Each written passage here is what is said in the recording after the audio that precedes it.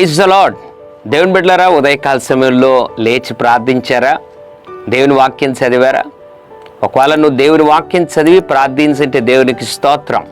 ఒకవేళ నువ్వు వాక్యము చదివి ప్రార్థించని వాడివి గనకైతే ఉదయకాల సమయంలో దేవుడు చెప్తున్నాడు, అది చాలా ప్రమాదకరమైన పరిస్థితి.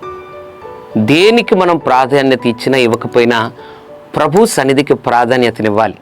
వాక్యముల నుండి ఒక మాట దేవుడు జ్ఞాపకం చేయాలని ఆశపడుతున్నాడు. విలాప వాక్యముల గ్రంథము 2వ అధ్యాయం 19వ వచనం, నీవు లేచి రేయి మొదటి జామున మొరపెట్టుము. ఎంత అద్భుతమైన మాట! రేయి మొదటి జామున మొరపెట్టు. ఎంత వీలైతే అంత పెందలకడ ప్రభు సన్నిధిలో మనం మొరపెట్టగలిగితే మన విజయ రహస్యం అక్కడే ఉందని దేవుడు జ్ఞాపకం చేస్తున్నాడు. ఉదయకాల సమయంలో దేవుడు జ్ఞాపకం చేస్తున్న మాట, రేయి మొదటి జామున లేచి మొరపెట్టు. నీ పిల్లల కొరకు మొరపెట్టు, తాగుబోతుగా ఉన్న నీ భర్త కొరకు మొరపెట్టు, చెడిపోయినటువంటి నీ పిల్లల కొరకు మొరపెట్టు, తిరుగుబోతులుగా ఉన్నటువంటి నీ యవన బిడ్డల కొరకు మొరపెట్టు.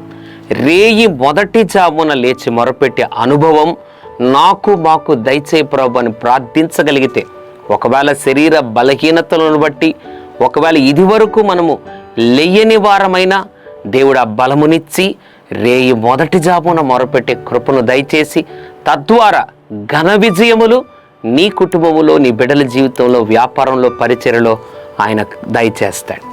పరిశుద్ధుడ ప్రేమగల తండ్రి, రేయి మొదటి జామున లేచి ప్రార్థించు అభిషేకం ఇచ్చి ఘన విజయములు దయచేయమని, కృప చూపమని, ప్రార్థించుటకు బలము దయచేయమని, నిద్ర నుండి ప్రభ తట్టి మమ్మలను లేపమని యేసు నామములో ప్రార్థిస్తున్నాం తండ్రి.